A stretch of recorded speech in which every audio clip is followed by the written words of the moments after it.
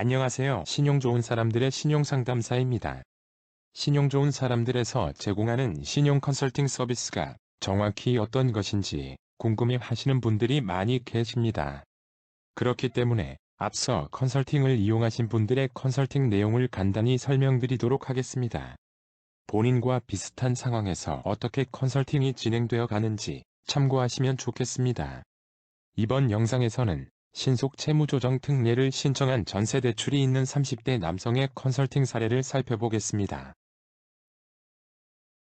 우선 상담인의 상황을 간략히 알아보겠습니다. 연체 없이 정상 상환 중으로 총 채무액은 2억 6,350만 원입니다. 전세대출이 1억 9천만 원이고 일반 신용대출이 7,350만 원입니다. 각 채무의 금리는 화면의 표를 참고하시기 바랍니다. 재산은 채무자 명의의 주택 임차 보증금 2억 5천만 원이 있으며 이 중 본인 보증금액은 6천만 원입니다. 가족관계는 본인과 배우자만 있는 2인 가구입니다.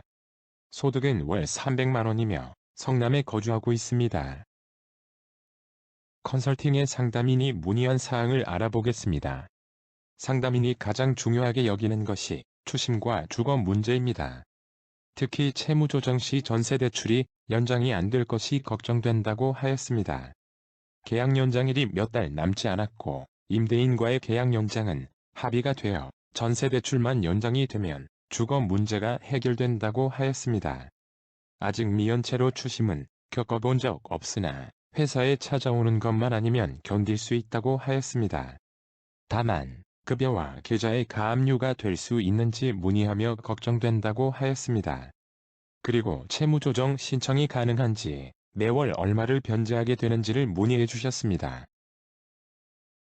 미연체 상황으로 신청할 수 있는 제도는 신속 채무조정 특례와 개인회생이 있습니다. 상담인이 가장 걱정하는 방문 추심과 가압류는 미연체로 신청을 한다면 고민할 것이 없으므로 두 제도 모두 고려해 볼만 하였습니다. 다음으로 전세계약 연장일이 코앞으로 전세계약이 연장이 되어야만 하는 상황이었습니다. 개인회생을 신청한 경우 공공정보가 등록이 되어 전세계약 연장은 불가하였습니다. 신속 채무조정 특례를 신청한 경우에는 전세계약 연장이 가능할 수 있습니다. 다만 100% 가능한 것은 아니나 연체 기록이 없다면 가능성이 높아집니다. 이러한 이유로 신속 채무조정 특례를 선택하였습니다.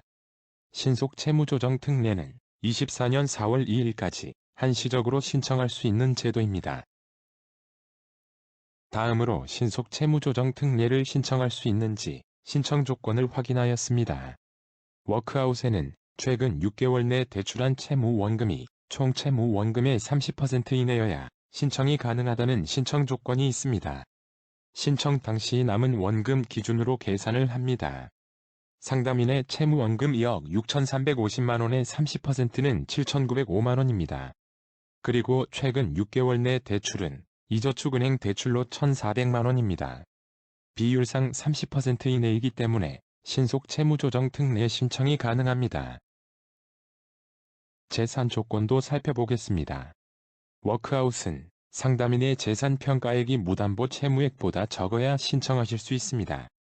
재산 평가액은 상담인의 재산액에서 공제재산가액을 차감한 금액입니다. 공제재산가액은 신청인의 주민등록상 거주지역과 부양가족에 따라 차등되어 있습니다. 화면의 표를 확인하시면 됩니다. 상담인의 임차보증금 2억 5천만 원 중 본인 보증금 6천만 원만 재산액으로 보면 됩니다.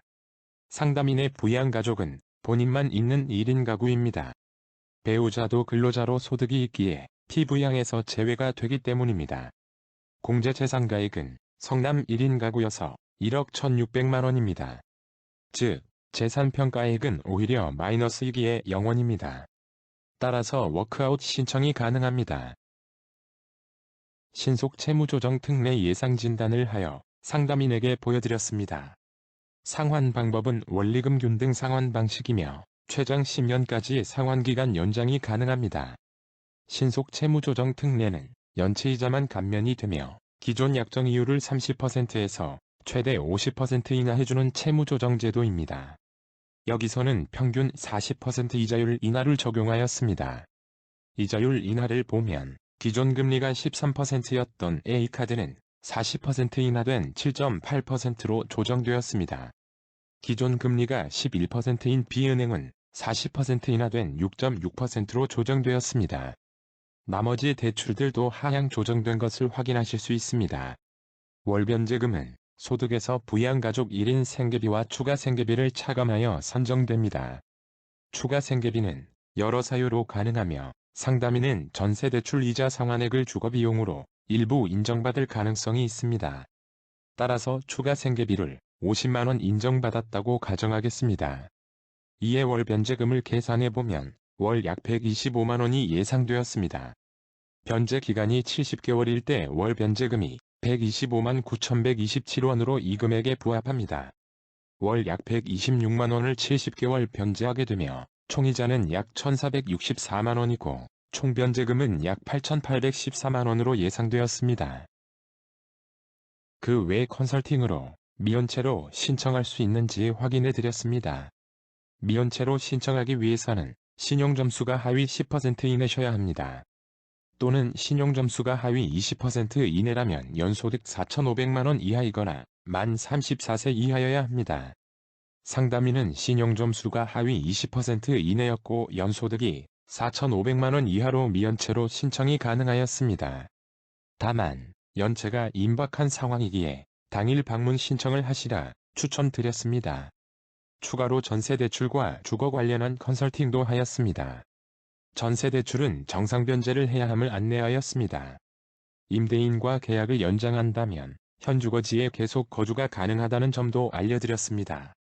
다만 전세대출 재계약 시 현 금리보다 높아진 조건으로 재계약이 될 수 있다는 점도 설명드렸습니다.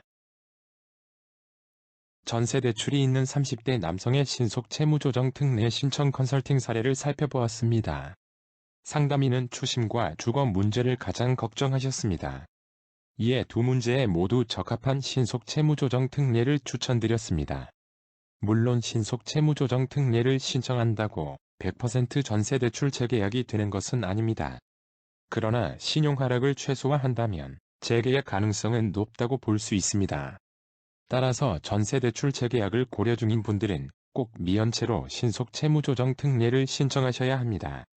컨설팅이 필요하신 분들은 신청해 주시면 최대한 도움을 드리도록 하겠습니다. 무료 채무조정 진단은 신용 좋은 사람들 홈페이지에서 회원가입 없이 무료로 이용하실 수 있으니 많은 이용 바랍니다. 홈페이지는 영상 및 정보란에서 확인하실 수 있습니다. 감사합니다.